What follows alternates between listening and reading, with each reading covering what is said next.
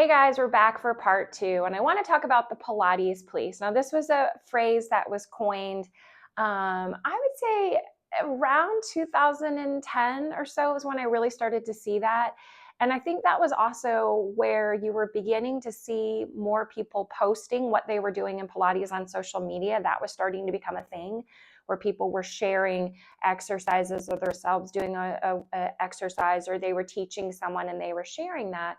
And so then what was happening were people were coming and commenting and picking apart what they were doing and telling them, you're not doing it right. That's not how Joseph Pilates would have taught it, or you're not using the right springs, or that's not the proper alignment.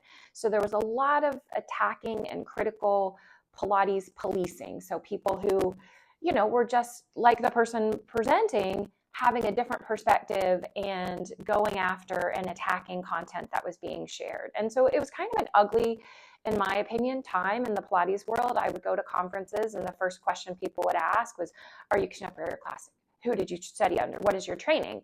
And you knew that your answer was going to determine whether this person would continue to interact with you or not. And if you didn't align with what they thought Pilates should be, then they may look down on you. And so as a newer Pilates instructor at that time, it was not a very welcoming environment. Going to some of these conferences, and I'd often go by myself because I didn't have other instructors that I was working with that could go. So, you're having to navigate through a lot of criticism when you're just wanting to be open and learn from everybody.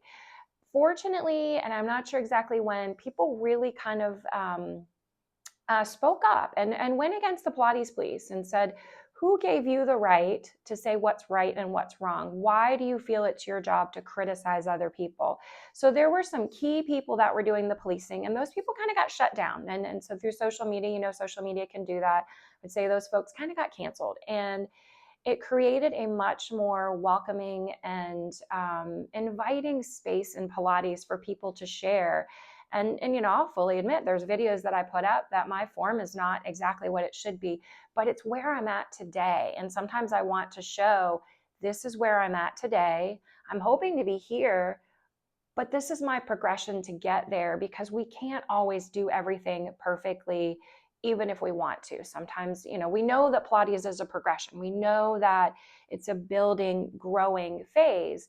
So I don't mind showing you my progression. And I know other people feel the same way. And we don't want to be attacked for the fact that we haven't completely mastered everything in Pilates. We want to show that we're growing and learning. So fortunately, that tide changed. Pilates became a more welcoming space, and you started to see people really engaging and sharing and liking each other's content and attributing content to inspired by this person, or I'm doing this because I saw so-and-so doing it. So it became a much more of a sharing community.